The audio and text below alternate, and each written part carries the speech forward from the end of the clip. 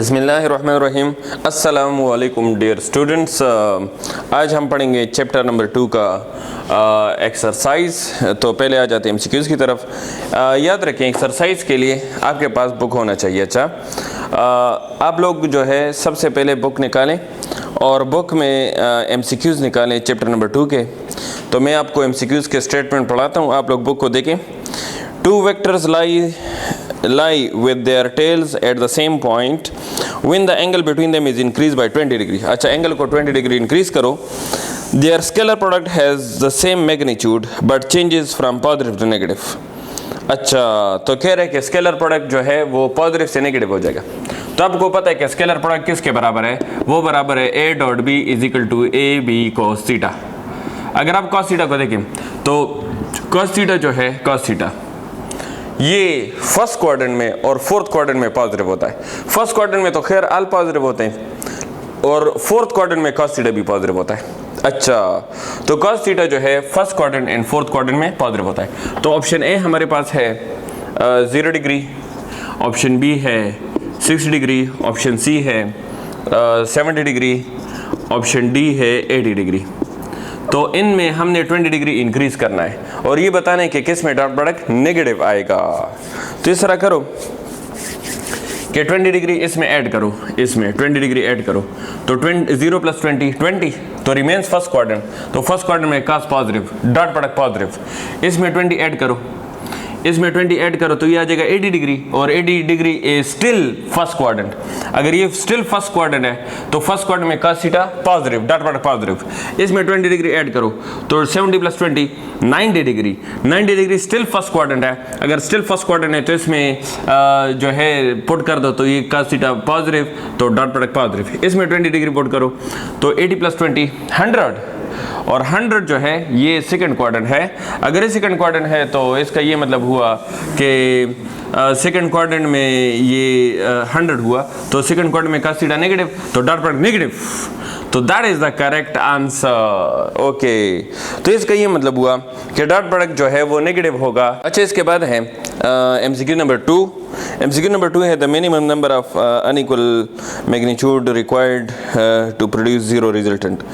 तो अनइक्वल जब वेक्टर्स हों अनइक्वल, सपोज ये हमारे पास एक बॉडी है, एक इसमें है 4, दूसरा इसमें है 6 और एक इसमें है 10।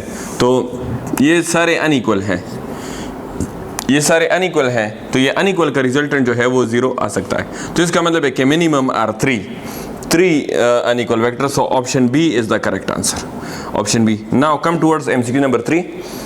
एमसीक्यू नंबर 3 में कह रहा है कि if the resultant of 2 vectors each of magnitude A is also magnitude of A the angle between the 2 vectors will be. अच्छा, तो ये कह रहे हैं कि एक वेक्टर भी ए है, दूसरा भी ए है और रिजल्टेंट भी ए है। तो कह रहे हैं कि what is the angle between the vectors. तो एंगल बिटवीन द वेक्टर्स हमने मालूम करना है। तो इसके लिए एंगल का फार्मूला याद रखें, cos इनवर्स फार्मूला है r² minus f1² minus f2² divide by 2f1 f2। Okay, so this is the formula for to find the angle between the vectors. अच्छा, दिस इज द फार्मूला। अब इसमें putting करें शाबा तो यह आ जाएगा cos inverse, यह आ जाएगा रिजल्टेंट है a, f1 है a, f2 है a और f1 है a, f2 है a, मतलब सारे बराबर है। तो यह आ जाएगा theta is equal to cos inverse, यह आ जाएगा a माइनस 1 दुड़ा कैंसल्ड, यह आ जाएगा a² डिवाइड बाई 2a²। तो यह आ जाएगा a² कैंसल्ड, तो यह आ जाएगा theta is equal to cos inverse minus 1/2। तो यह आ जाएगा 120 degree. Option number D, option D is the correct answer. Now come towards question number 4। Magnitude of vector A is, तो वेक्टर ए गिवन है, वेक्टर ए हमारे पास है 2i + j + 2k। This is vector A. आप लोग book में देखें question को कंफर्म करें शाबा। आप लोग को के पास बुक होना चाहिए। अच्छा, तो इसका मैग्नीट्यूड हमने मालूम करना है। तो मैग्नीट्यूड मालूम करने का फार्मूला हमने रेजोल्यूशन ऑफ वेक्टर में पढ़ा था। ये बराबर है fx² + fy² + fz² under root. This the formula for the magnitude of resultant. तो fx कितना है 2 स्क्वायर, एफ वाई कितना है 1 और एफ जेड कितना है 2, तो ये कैलकुलेट करिए आ जाएगा 3 newton. Option number C is the correct answer. इसमें है क्वेश्चन नंबर 5। क्वेश्चन नंबर 5 हमारे पास है एफ एक्स 3 न्यूटन है, रिजल्टेंट 5 न्यूटन है, तो एफ वाई मालूम करना है। तो इसके लिए भी यही फार्मूला है, F is equal to F X square plus F Y square under root. तो एफ रिजल्टेंट है 5 और एफ एक्स है 3 न्यूटन, एफ एक्स है 3 न्यूटन, तो एफ वाई हमने मालूम करना है। तो इस तरह करें कि taking square on both side, तो बोथ साइड स्क्वायरिंग लें, तो यह आ जाएगा क्या, यह आ जाएगा 5 is equal to 9 plus F Y square under root. तो हमने बोथ साइड क्या लेना है, स्क्वायरिंग लेना है, तो इधर भी स्क्वायरिंग लें, इधर भी स्क्वायरिंग लें, तो यह आ जाएगा 25, यह आ जाएगा 9 प्लस एफ वाई स्क्वायर, तो 9 इधर आकर माइनस हो जाएगा, यह आ जाएगा 16 और बोथ साइड अंडर रूट लें, तो यह आ जाएगा 4 newton is the correct answer. So option number B is the correct answer. इंशाल्लाह ये क्लियर होगा। अच्छा, इसके बाद है एमसीक्यूज नंबर 6। ओहो एमसीक्यू नंबर 6 तो काफ़ी लेंथी है। एमसीक्यू नंबर 6 क्या कह रहे हैं कि एक मीटर स्टिक है, मीटर स्टिक का मतलब है 100 सेंटीमीटर, मीटर स्टिक का क्या मतलब है 100 सेंटीमीटर, तो ये 100 सेंटीमीटर स्टिक है, करेक्ट। कह रहे हैं कि by the knife edge at 50 centimetre mark. अच्छा, 50 सेंटीमीटर मार्क पर जो है ये बैलेंस हुआ है, it is the centre of gravity. Arif hangs a masses of 0.4 kg and 0.6 kg from the 20 centimeter and 80 centimeter mark respectively। अच्छा, एक मास है 20 सेंटीमीटर पर 0.4 kg और दूसरा मास है 80 सेंटीमीटर पर 0.6 kg। अच्छा, ये 80 सेंटीमीटर पर है। फिर क्या कह रहे हैं, what should Arif hangs a third mass of 0.30 to keep the stick balance। अच्छा, तो कह रहे हैं कि इधर हम एक 0.30 किलोग्राम सस्पेंडेड करना चाह रहे हैं, तो वो कहाँ सस्पेंडेड करे ताकि ये मीटर स्टिक बैलेंस हो जाए, तो हमने ये मालूम करना है। अच्छा, इंशाल्लाह क्वेश्चन समझ आ गई। इस तरफ जो है 0.60 है, इस तरफ 0.40 है और 0.30 है, इधर 2 मास है, इधर 1 मास है, तो कह रहे कि ये कहाँ सस्पेंडेड करें from the centre of gravity, from the centre of mass, के ये सारा बैलेंस सिस्टम बैलेंस हो जाए। अच्छा, तो इधर मैं यूज़ करूँगा second condition of equilibrium. Second condition of equilibrium क्या कह रहे हैं, ये कह रहे हैं कि anti clockwise torque is equal to clockwise torque, this is second condition of equilibrium. तो इधर 2 फोर्सेस हैं, बिल्कुल 2 वेट है, तो 2 टार्क होंगे, तो एंटी क्लॉकवाइज में 2 टार्क है T1 प्लस T2 और क्लॉकवाइज में 1 टार्क है, तो इज इक्वल टू T3। अच्छा, ये टार्क बराबर है R1W1 प्लस ये बराबर है R2W2 is equal to R3W3।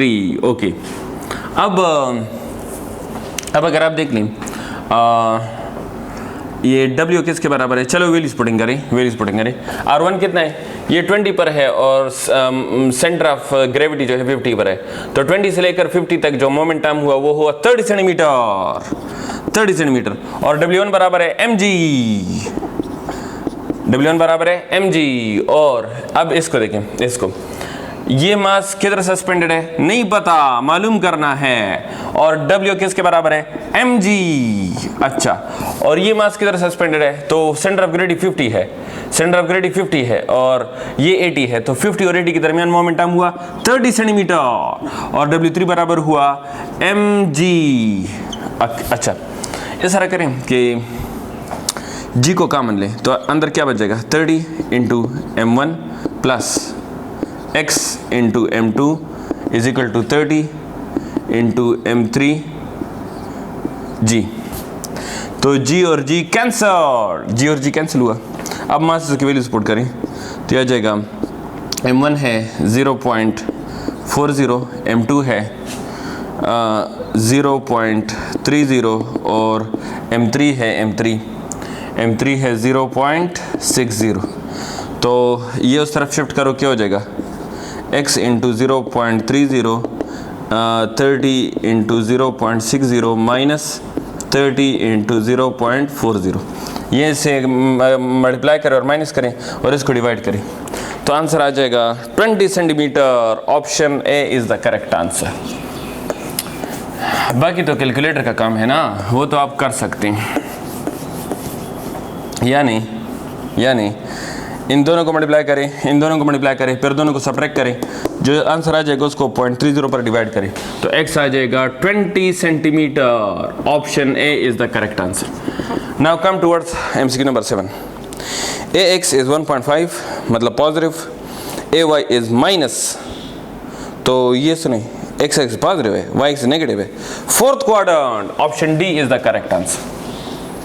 Question number 8 में कह रहे हैं a dot a cross b, तो आपको तो पता है कि a क्रॉस b से क्या आएगा, a क्रॉस b से आएगा एक vector c, a cross b से क्या आएगा, एक vector that is called c।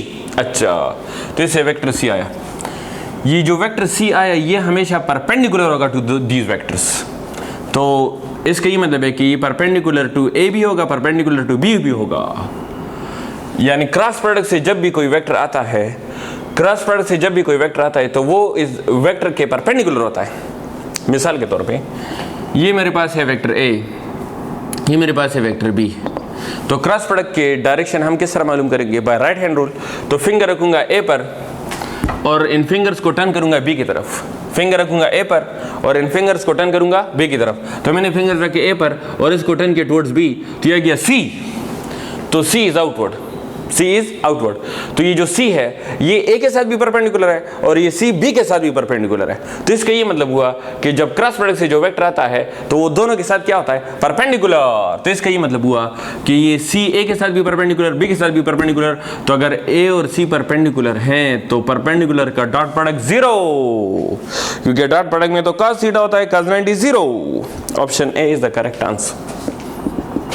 Question number 9।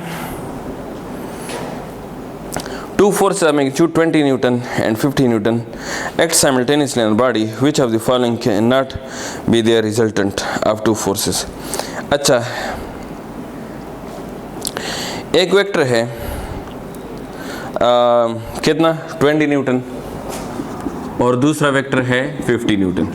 कह रहे कि ये दो वेक्टर है, तो ऑप्शंस में गिवन है कि कौन सा रिजल्टेंट नहीं हो सकता, कौन सा रिजल्टेंट नहीं हो सकता। तो आप इस तरह करें कि इन दोनों को पहले ऐड करें, तो ये आ जाएगा 70 न्यूटन, इन दोनों को सब्ट्रैक्ट करें, ये आ जाएगा 30 न्यूटन। तो सब्ट्रैक्शन से क्या आंसर आया 30, एडिशन से क्या आंसर आया 70। तो इसका ये मतलब है कि रिजल्टेंट 30 से कम नहीं हो सकता और 70 से ज़्यादा नहीं हो सकता, क्योंकि this is the minimum resultant of these two and this is the maximum resultant of these two. तो इसका ये मतलब हुआ कि रिजल्टेंट 30 से कम नहीं हो सकता, 70 से ज़्यादा नहीं हो सकता। तो अब देखें कि 30 से कम कौन है या 70 से ज़्यादा कौन है। देखें ऑप्शन में, option A 20 Newton is the correct answer. 20 Newton जो है वो 30 से कम है ना, जब 30 से कम है तो it is not possible, so that is the required answer, that is the required answer. अच्छा, MCQ नंबर 10। MCQ नंबर 10 हमारे पास है, if the dot product of two non-zero vectors a and b is 0, then the magnitude of cross product will be। अच्छा, जब dot product जो है वो 0 आ जाए तो इसका मैग्नीट्यूड ऑफ क्रॉस प्रोडक्ट क्या होगा। तो ये सुने, ये कह रहे हैं कि मैग्नीट्यूड ऑफ डॉट प्रोडक्ट जो है वो 0 है, तो मैग्नीट्यूड ऑफ क्रॉस प्रोडक्ट क्या होगा ये हमने मालूम करना है। तो चलो इसको इस तरह मालूम करते हैं, बोर्ड पर देखें। तो इसको मैं मिटा देता हूँ इस डायग्राम को। तो a डॉट b जो है ये बराबर है 0 के और a डॉट b बराबर है A B cos theta is equal to 0। तो ए बी को डिवाइड करो, cos theta is equal to 0, cos उधर जाएगा तो क्या हो जाएगा इनवर्स 0, हो जाएगा 90 डिग्री। एंगल मालूम हुआ, एंगल आ गया 90 डिग्री। अब वो कह रहे कि मैग्नीट्यूड ऑफ क्रॉस प्रोडक्ट, तो क्रॉस प्रोडक्ट का मैग्नीट्यूड बराबर होगा ए बी साइन थीटा 90, तो ये आ जाएगा A B sine theta sine 91। तो क्रॉस प्रोडक्ट आ जाएगा A B, which is option C is the correct answer. Option C is the correct answer. Okay, question number 11।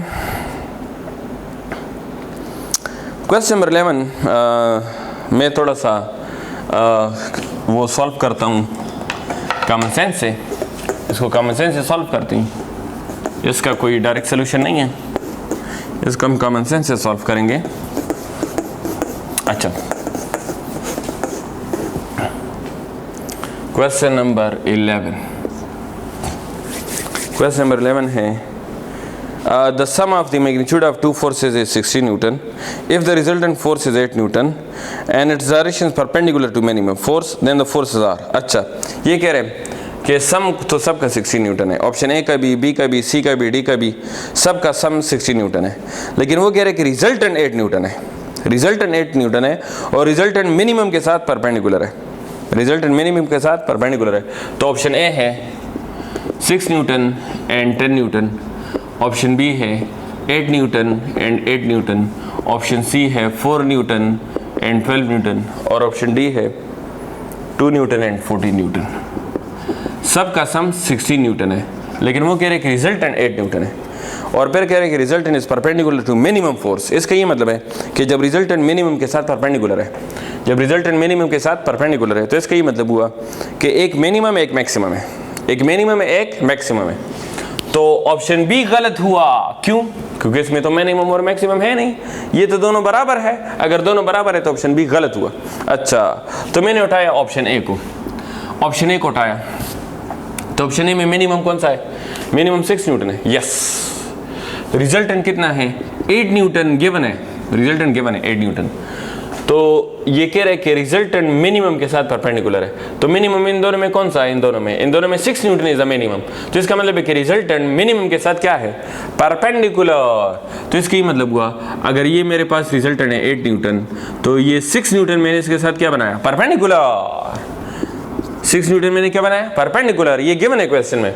और बड़ा कौन सा है? 10 न्यूटन, तो दिस इज द 10 न्यूटन। अच्छा, तो इस तरह करते हैं कि इसको पाइथागोरस थ्योरम से वेरीफाई करते हैं कि ये आंसर सही आ रहा है कि गलत आ रहा है। पाइथागोरस थ्योरम से वेरीफाई करते हैं। तो पाइथागोरस थ्योरम क्या है? Hypotenuse square is equal to base square plus perpendicular square. तो हाइपोटेन्यूज क्या है? 10 होल स्क्वायर, बेस क्या है? 6 होल स्क्वायर और परपेंडिकुलर क्या है? 8 होल स्क्वायर। तो हाइपोटेन्यूज है 100, बेस है 36, ये है 64, तो आ जाएगा 100 इज इक्वल टू 100। तो left and right hand side बराबर, so that is the correct option, option A.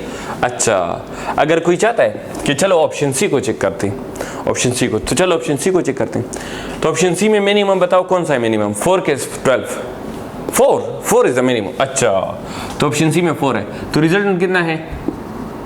8 Newton और मिनिमम कितना है इन दोनों में? 4 न्यूटन। तो 4 न्यूटन के साथ मैंने बनाया परपेंडिकुलर, 4 न्यूटन के साथ रिजल्टेंट को क्या बनाया? परपेंडिकुलर। ये क्वेश्चन की डिमांड है। अच्छा, बड़ा कौन सा है? 12 न्यूटन, तो ये हुआ 12 न्यूटन। अच्छा, चलो अब पाइथागोरस थ्योरम से इसको वेरीफाई करते हैं।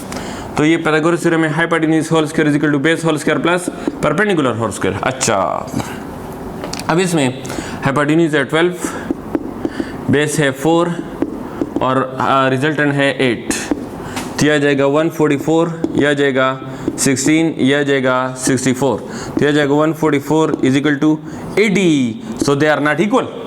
If they are not equal, so this option is wrong. और इस तरह आप ऑप्शन डी भी चेक कर सकते हैं, वो भी गलत होगा इंशाल्लाह। तो correct option is option A. Okay, question number MCQ number 12। MCQ number 12 क्या कह रहे हैं?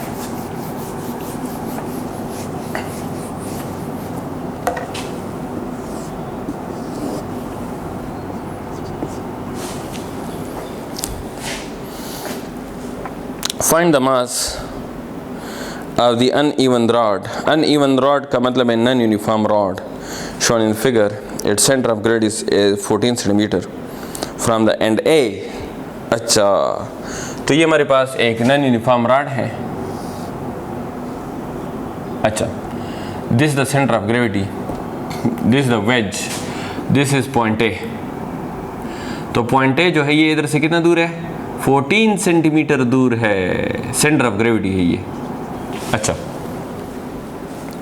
कह रहे कि what is the mass of this mid rod? और अगर हम इधर एक मास सस्पेंडेड करें 80 ग्राम मास अटैच करें, ये फलक्रम पॉइंट है, और इधर हम एक 80 ग्राम अटैच करें from 20 centimetre to the fulcrum point, और ये कह रहे हैं कि फलक्रम पॉइंट जो है वो पॉइंट ए से, फलक्रम पॉइंट ए से 30 सेंटीमीटर पर है। अच्छा, ये गिवन है। तो कह रहे हैं कि what is the mass of metre rod, और आपको तो पता है कि मीटर रॉड का मास कहाँ पर होता है, मीटर रॉड का सारा मास जो है वो होता है सेंटर ऑफ ग्रेविटी पर। अच्छा, वो सेंटर ऑफ ग्रेविटी पर होता है। अच्छा, तो इधर मैं यूज़ करूँगा second condition of equilibrium, anti clockwise torque is equal to clockwise torque, anti clockwise torque is equal to clockwise torque. तो एंटी क्लॉकवाइज टॉर्क बराबर है T1 और ये बराबर है T2, ये बराबर है R1 W1, ये बराबर है R2 W2। W1 बराबर है M1G, ये बराबर है M2G, तो G और G कैंसल्ड। अब व्हील स्प्लिटिंग करें शाबाश। R1 कितना है मोमेंटम, तो ये फलक्रम पॉइंट है और ये एक्स पॉइंट ऑफ एक्शन है, तो इनके दरमियान होगा मोमेंटम। तो टोटल डिस्टेंस कितना है, टोटल डिस्टेंस है 30, नजर आ रहा है, टोटल डिस्टेंस कितना है 30 से ये 14 निकाल दो तो क्या बचेगा 16 centimetre is the moment arm, और M1 कितना है मालूम करना है, और R2 कितना है 20 सेंटीमीटर, और M2 80 ग्राम। तो ये 16 को डिवाइड करो, ये आ जाएगा 100 gram is the correct option, option है। Question number 13, question number 13। अच्छा,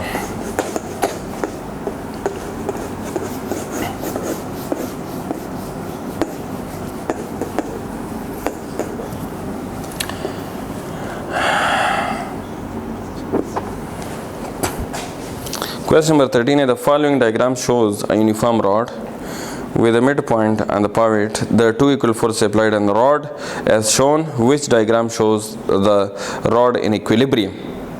ये क्वेश्चन नंबर 13 है। तो अगर क्वेश्चन नंबर 13 में देखें तो option C is the correct answer. देखें, ये मीटर रॉड है, ये फलक्रम पॉइंट है, इधर एक फोर्स लग रहा है F, इधर एक फोर्स लग रहा है F। तो अगर आप देख लें दोनों फोर्स का मैग्नीट्यूड बराबर और इसका मोमेंटम और इसका मोमेंटम बराबर, दोनों का मोमेंटम भी बराबर।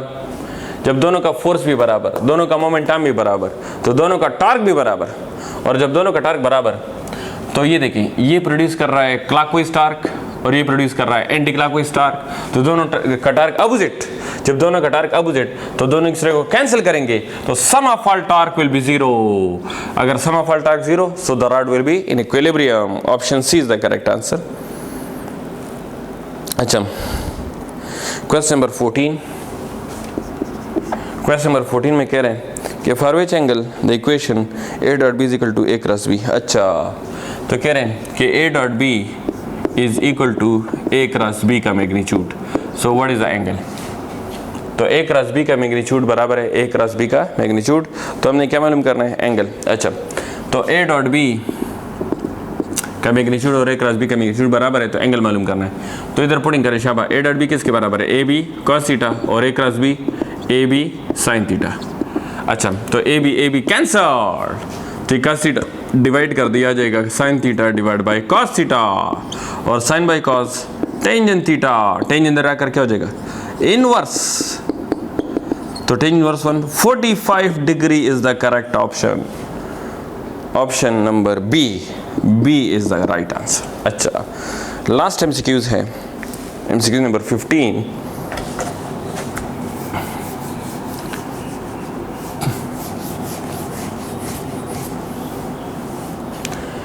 MCQ number 15।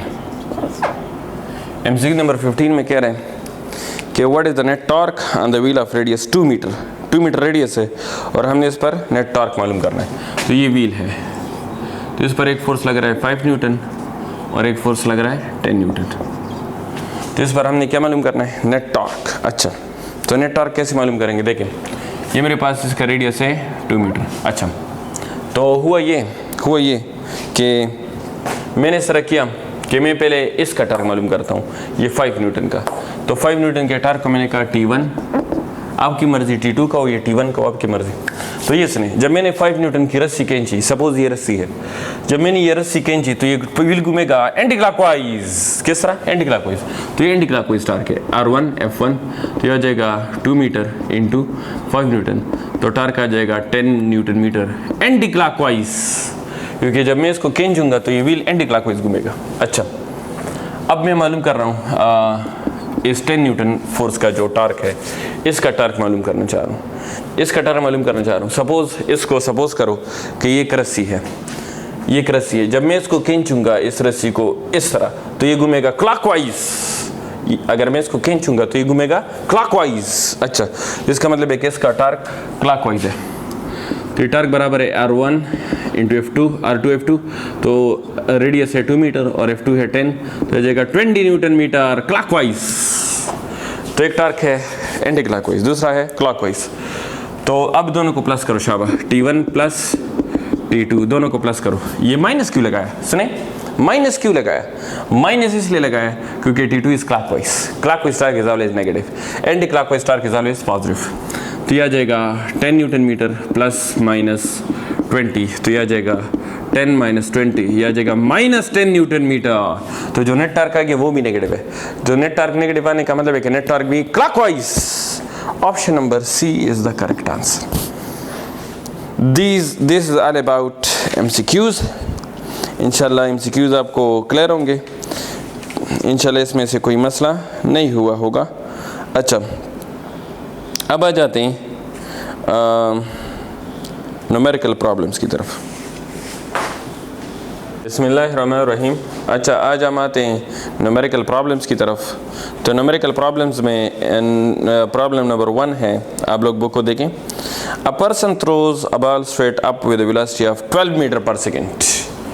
12 metre per second is the upward velocity, okay, upward velocity of the ball. अच्छा, if the bus is moving at a velocity of 25 meter per second horizontal, अच्छा, this is the horizontal velocity 25 meter per second, this is the horizontal velocity of the bus, तो what is the velocity of the ball to an observer on the ground? अच्छा, तो ये कह रहे कि what is the relative velocity of the ball with respect to the person standing on the ground। अच्छा, तो ये relative velocity हो गई।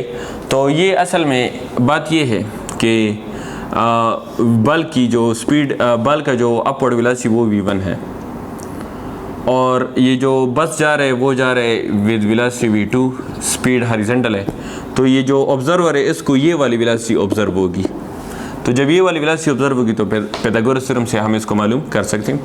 तो hypotenuse square is equal to base square plus perpendicular square under root. तो v1 कितना है? 12 square, v2 है 25 स्क्वायर अंडर रूट, तो ये आ जाएगा 28 metre per second. That is the magnitude of velocity. और हमने इसका डायरेक्शन भी मालूम करना है। तो डायरेक्शन के लिए tangent inverse Fy by Fx, ये आ जाएगा क्या? Tangent inverse Fy by Fx, यानी 12 बाई 25, ये आ जाएगा क्या? 12 बाई 25 से आ जाएगा 26 degree. That is the direction of the ball. अच्छा, क्वेश्चन नंबर 2 कह रहे हैं, न्यूमेरिकल नंबर 2 कह रहे हैं कि football leaves a foot of punter at an angle of 54 degree. 54 degrees का एंगल गिवन है। अच्छा, correct. At a speed of 21 metre per second, at a speed of 21 metre per second इसका initial speed है। तो कह रहे हैं कि determine the horizontal and vertical component of velocity. तो हमने इसका हॉरिजॉन्टल और वर्टिकल कंपोनेंट ऑफ वेलोसिटी मालूम करना है। तो हॉरिजॉन्टल वेलोसिटी हमारे पास किसके बराबर है? ये बराबर है VI cos थीटा। ये प्रोजेक्टाइल में भी है और रेजोल्यूशन में भी पढ़ा था। Vx is equal to V cos theta, Fx is equal to F cos theta, ये हमने पढ़ा था रेजोल्यूशन ऑफ वेक्टर में। तो V 21 और थीटा 54 डिग्री। तो कैलकुलेटर से आंसर आ जाएगा 12 मीटर पर सेकेंड। कैलकुलेटर से आंसर आ जाएगा 12 metre per second. Vertical velocity हमारे पास बराबर है Vy is equal to V sin theta. तो V है 21 और थीटा है 54 डिग्री। तो वर्टिकल वेलोसिटी आ जाएगी 17 metre per second. 17 metre per second. Question number 3 question number 3 हमारे पास है, a 1.84 kilogram school bus hangs in the middle of the cloth line, causing it to sag by an angle of 3.5 degree. Find the tension in the cloth line. अच्छा, ये कह रहे कि this is the cloth line, ये cloth line है। अगर ये cloth line है, हमने इधर एक मास अटैच किया, कितना 1.84 किलोग्राम, हमने एक मास अटैच किया, कितना 1.84 किलोग्राम, बिल्कुल करेक्ट। तो हुआ ये कि ये क्लॉथ लाइन नीचे आ जाएगा, क्योंकि मास अटैच किया है ना, वजन अटैच किया है, तो ये क्लॉथ लाइन नीचे आ जाएगा। तो ये क्लॉथ लाइन इतना नीचे आ जाएगा, इतना नीचे कि ये अपने ओरिजिनल के साथ, ये इसका ओरिजिनल लाइन है, ओरिजिनल लाइन के साथ बनाएगा 3.5 डिग्री, ओरिजिनल लाइन के साथ बनाएगा क्या 3.5 डिग्री, क्योंकि हमने इसके साथ 1.84 जो वेट था वो हमने अटैच किया है, W1, इसको M1 कहें, चलो ये हमने अटैच किया है। तो कह रहे कि find the tension in the string, रस्सी में क्या मालूम करो, रस्सी में टेंशन मालूम करो, find the tension in the string. अच्छा, तो हमने रस्सी में टेंशन मालूम करना है, तो बहुत ही आसान सा क्वेश्चन है, सिर्फ थोड़ा सा लेंथी है। तो अगर देख लें, मैं चला गया 9th क्लास में, 9th क्लास में हमने एक थ्योरम पढ़ा था कि पैरेलल लाइंस के जो अल्टरनेट एंगल्स होते हैं वो कांग्रुएंट होते हैं। ये 9th क्लास में एक थ्योरम है, बहुत ही मेरे ख्याल में सेकंड थ्योरम है 9th क्लास में, कि पैरेलल लाइंस के जो अल्टरनेट एंगल्स है वो हमेशा कांग्रुएंट होते हैं। तो मैंने इस तरह किया कि मैंने इधर एक पैरेलल लाइन खींचा, तो ऊपर वाला लाइन और नीचे वाला लाइन पैरेलल है, अगर पैरेलल है तो ये लाइन इन दोनों को इंटरसेक्ट कर रहा है, तो इंटरसेक्ट का जो एंगल बनेगा वो होगा अल्टरनेट एंगल। तो इसका मतलब है अगर ये 3.5 है तो ये भी 3.5, अगर ये 3.5 है तो ये भी 3.5 डिग्री, मतलब दोनों एंगल कितने होंगे 3.5 डिग्री। ओके, तो एंगल इज 3.5 डिग्री। अब ये जो टेंशन है, ये टेंशन ये एंगल बना रहे हैं, तो हम इसको रिजॉल्व करेंगे दो कंपोनेंट्स में। तो इसको मैंने रिजॉल्व किया दो कंपोनेंट में, TY एंड TX। तो मैंने टेंशन को रिजॉल्व किया दो कंपोनेंट में, TY एंड TX। अगर आप इस टेंशन को देखें तो ये टेंशन भी एंगल बना रहा है, अगर ये टेंशन भी एंगल बना रहा है तो इसको भी दो कंपोनेंट में रिजॉल्व करेंगे। तो इसको मैंने क्या कहा, TY एंड TX, तो इसको भी मैंने दो कंपोनेंट में रिजॉल्व किया। अगर आप देख लें, मैं अप्लाई कर रहा हूँ first condition of equilibrium, that the sum of all force should be equal to 0।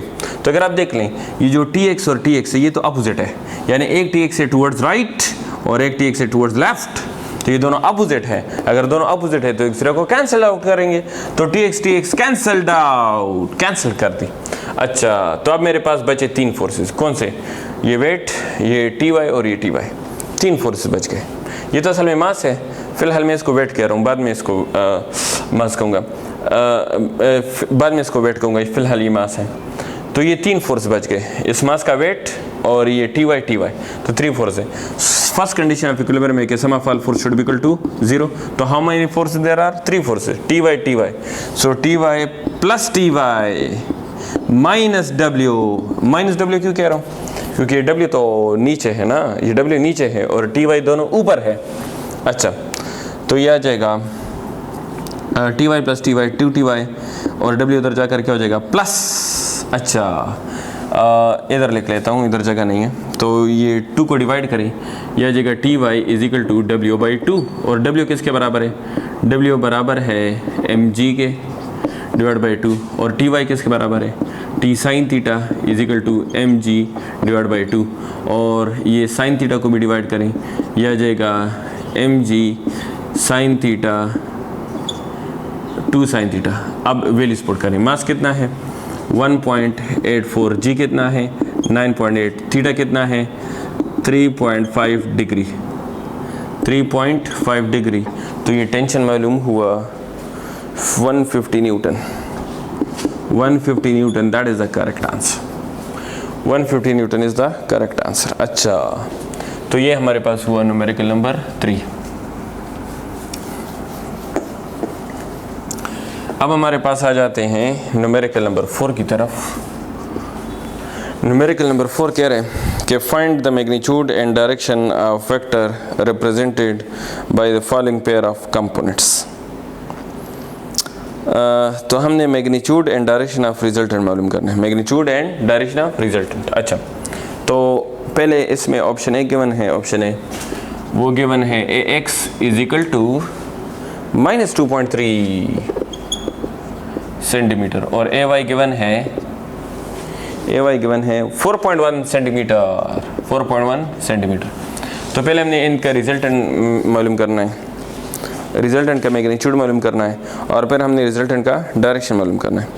तो सुने, ये आ जाएगा, देखें क्या आ जाएगा, ये आ जाएगा क्या,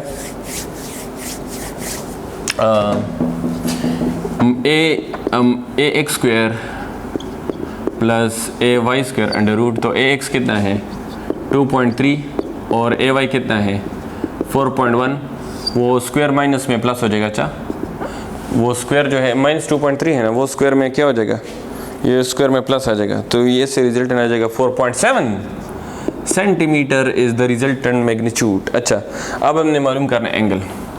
तो एंगल मालूम करेंगे tangent inverse F Y by F X. तो ये आ जाएगा कितना, ये आ जाएगा 60 डिग्री, 60 पॉइंट समथिंग आ जाएगा, 60.67 डिग्री आ जाएगा। अब देखें एक्स नेगेटिव है, वाई एक्स पॉजिटिव है, तो ये है सेकंड क्वाड्रेंट और सेकंड क्वाड्रेंट में हमारे पास एंगल मालूम करने का तरीका है 180 - 5। तो 180 - 60 60.67 डिग्री। तो ये आ जाएगा कितना, ये आ जाएगा 119.3 degree, 119.3 degree. That is the correct answer. तो हमने पहले में रिजल्टेंट का मैग्नीट्यूड मालूम किया, फिर रिजल्टेंट का डायरेक्शन मालूम किया। अब हम आ जाते हैं ऑप्शन बी की तरफ। ऑप्शन बी में क्या गिवन है, A X is 3.9, A X is 3.9 centimetre. अच्छा, और ए वाई बराबर हो जाएगा, ए वाई बराबर हो जाएगा -1.8 सेंटीमीटर, -1.8 सेंटीमीटर। अच्छा, तो अब हमने इसका रिजल्टेंट मालूम करना है। तो फार्मूला एक ही है, मेथड एक ही है, कोई फ़र्क नहीं है इसमें से। देखें वही फार्मूला वही मेथड।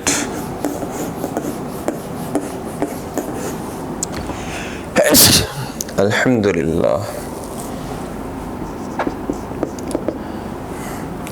यह आ जाएगा ए एक्स स्क्वायर प्लस ए वाई स्क्वायर अंडर रूट। तो ए एक्स कितना है, ए एक्स है 3.9 और ए वाई कितना है, ए वाई है 1.8। वो 1.8 माइनस है तो वो स्क्वायर में प्लस हो जाएगा। अच्छा, तो इससे रिजल्टेंट का आ जाएगा आंसर। ये आप कैलकुलेटर से कर लें, मैं इधर बुक से देख रहा हूँ डायरेक्ट। तो इसका रिजल्टेंट आ जाएगा 4.3 सेंटीमीटर, 4.3 सेंटीमीटर रिजल्टेंट का मैग्नीट्यूड आ गया। 4.3 सेंटीमीटर में रिजल्टेंट का क्या गया, मैग्नीट्यूड आ गया। अच्छा, अब हमने मालूम करना है इसका डायरेक्शन। तो डायरेक्शन का क्या फार्मूला है, डायरेक्शन का फार्मूला है tangent inverse F Y by F X, F Y by F X. तो इधर से एंगल आ जाएगा F Y by F X आएगा 0.46 डिग्री, ना 24.7 डिग्री, 24.7 डिग्री। अब देखें एक्स एक्स पॉजिटिव है, वाई एक्स नेगेटिव है, कौन सा क्वाड्रेंट है, सोचें। एक्स एक्स पॉजिटिव है, वाई एक्स नेगेटिव है, कौन सा क्वाड्रेंट है, फोर्थ क्वाड्रेंट। तो फोर्थ क्वाड्रेंट में क्या होता है 360 - 5, तो 360 - 24.7 डिग्री।